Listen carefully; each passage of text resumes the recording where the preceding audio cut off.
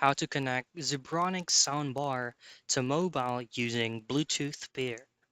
So the very first thing that you want to do is to head out check the make and the model of the soundbar that you have on your end to make sure that the specific soundbar is capable of using Bluetooth.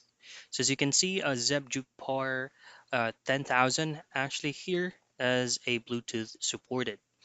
Now, all you have to do on your mobile phone end is make sure that the Bluetooth is on and as well as your soundbar is on. Simply change the mode into BT because BT is indicated as Bluetooth. And then on your phone, you just have to recognize all devices so that it will pick up the signal directly from your Zebronics soundbar.